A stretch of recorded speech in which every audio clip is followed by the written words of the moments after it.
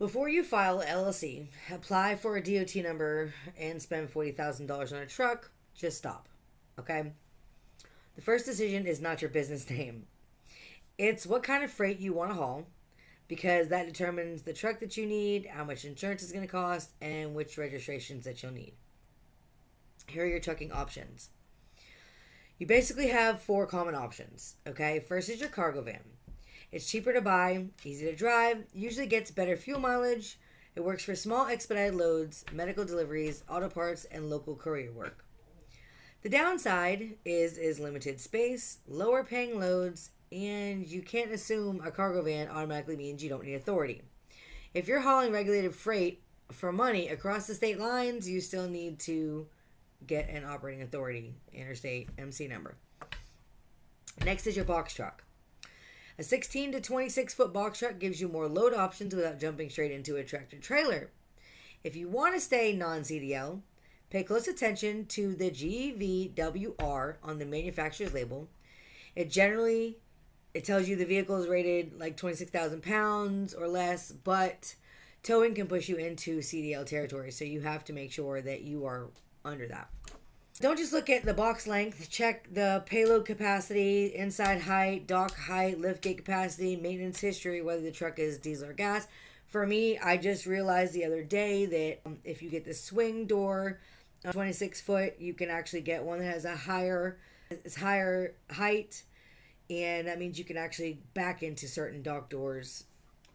Do your research. Third is a hotshot setup, which is something I want to do later on. We haven't actually, we've done some research about it. Like, there's really good money in hot shots. It's just not a local thing. It's more of like a interstate for sure, like, but not local to where we live in Georgia. So hot shots give you the flexibility, but the trailer changes everything. Combined weight ratings can trigger some CDL requirements, higher insurance and additional compliance. So like getting all of your tools and equipment and everything loaded up on your truck and trailer, and then driving down and getting it weighed, and then taking that weight and subtracting it, taking your gross weight and subtracting it from the actual weight that you have, and then saying, okay, so now I can only haul up to 8,000 pounds. Then you have a buffer, so you don't want to be exactly at that number, so you just like 300 pounds under is what I would say is a safe number. That's what we're doing. So like 7,600 pounds, you know what I mean? So you just have to be careful, and that's the box truck also. When you have a box truck, just load all your stuff up, go and get it weighed, and then subtract that from the thing. These are things that you need to know. These are not things I knew.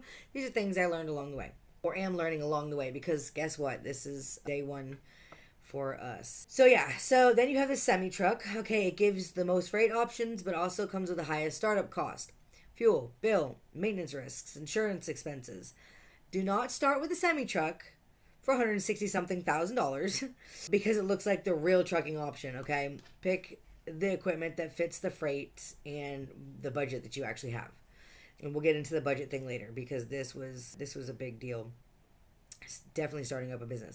All right, and before buying anything, all right, you need to get insurance quotes using the truck's actual VIN. So like they were like, oh, we can give you a quote on a 26-foot Freightliner M2 whatever. That it didn't work out like that, right? It didn't work out like that. So I actually got a couple of VIN numbers and had them run it that way. If not, it can just turn into an expensive fucking mess, and insurance companies hate it, and then they just hate you. All right, so filing for the business. All right, once you know your equipment and your business model, you file for your LLC with your state.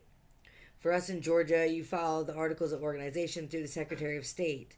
The current standard filing is $110, including the service charge. You'll need your exact business name, principal office address. We used our address right now because later on you'll get a mailing agent and all that kind of stuff. But and then we'll come back to that. But that's something you need. You don't want people having your actual address. It is on our business license, but we can go and change that later because it becomes public record, right? Organization information, and like I said, a registered agent with a physical address from your state. Georgia requires annual registration. It's about $60. After the LLC is officially approved, apply for your EIN directly through EIS. It is free. Go through the EIS website. Do not click on the sponsored thing just go to the IRS website. All right. The EIN is your business's federal tax identification number. Most of you guys know what that is. Some of you guys don't. You'll get it along the road. It's kind of like your social security number for your business, okay?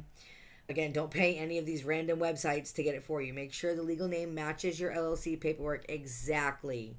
Exactly. Then you can open up your business bank account, okay? Keep your business money separate from your personal money. This is something that I learned when I was younger, and all the different little businesses and side hustles that I've had, I made sure that that was separate. Like, don't ever make that mistake.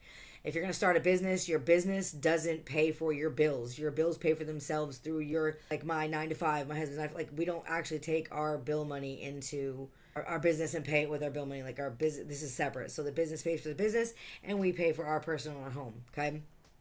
Down the road, that will happen where eventually, because that's a point, right? You get your business to pay for you for your bills, but that's down the road.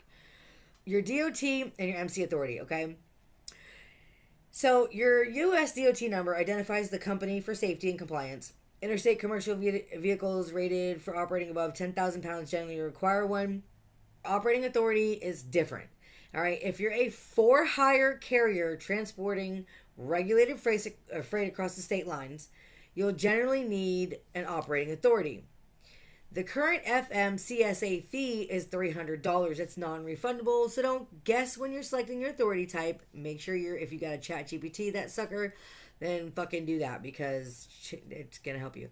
The FMCSA now uses its newer MODIS registration system, not the URS system. That was kind of hard to maneuver. It's still hard to maneuver. There's a lot of issues. They literally just started this back again, I don't even know, 2 months ago or 3 months ago. I will tell you that I, unbeknownst to myself, because it's a mistake everybody makes, unless you really, really, really know, but I end up paying a different company to file for my MC and my USDOT and my UCR and all that stuff. And so, I'm not too upset about it because some of it was kind of crazy and I didn't pay that much more. I'll post that later.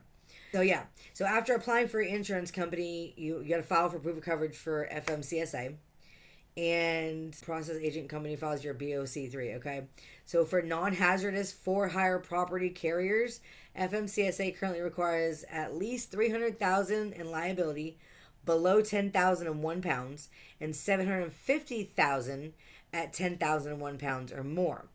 Although brokers and shippers may demand a higher limit, that is the basic that you need, okay? So when you're calling to get your insurance, make sure you know that you're asking. And also, I will link below the companies that I think are the best for, which truck you decide, which equipment you decide to get. And yeah, so I'll get all that situated. You guys have to just be careful. You're going to love editing this shit. Patient. Just be patient with me because this is my first YouTube thing and I actually don't even know what the fuck I'm doing. I'm just talking on camera and telling you guys the best of my abilities, what I did that was right, what I did that was wrong. Anyways, moving on. Yeah, so you also have to register for your UCR if it's required. For 2026, a carrier operating 0 to 2 commercial vehicles, it's $46, okay? That's just a yearly thing. The biggest mistake is buying the truck first and researching everything afterwards. Choose the freight, price the insurance, file the business correctly, then buy the truck that fits the plan. So if you're like me, I like to do research, and I was just like, what kind of truck do I want, blah, blah, blah. I was looking at everybody's shit. I was just, you know what I mean? So, and I decided we were going to do a 26-foot box truck drive-in. I wanted a reefer, but not start out with that because it's not smart. It's just too much maintenance. And right here in my area, I had to research my area and the areas that we wanted to be able to deliver to. And that would be like a out of state, find a driver out of state that has one and maybe dispatch for them type thing, because I don't want the maintenance. I don't want the headache. And right here, it's not going for us. So yeah, so that's gonna get you started. I'll try to post some other videos later on that's just where I went and stuff like that, and some of the research I did. I used ChatGPT for a lot of things, helped me figure out my business plan, my budget. My biggest thing is this is how much money I started out with.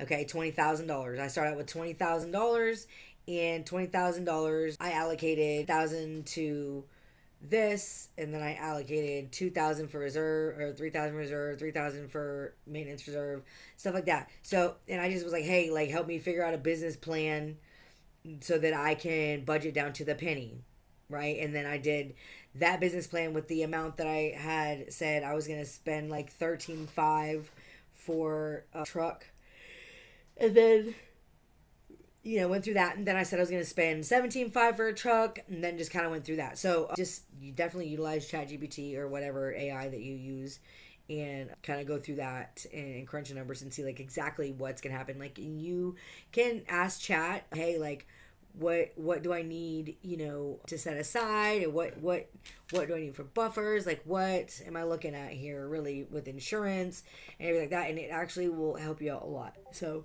anyways, I'm getting tired. I've been doing this shit all day. I had to get on here and make my first video. Sean, I hope you do great, because I don't even know. But we'll sign off, and I will talk to you guys later.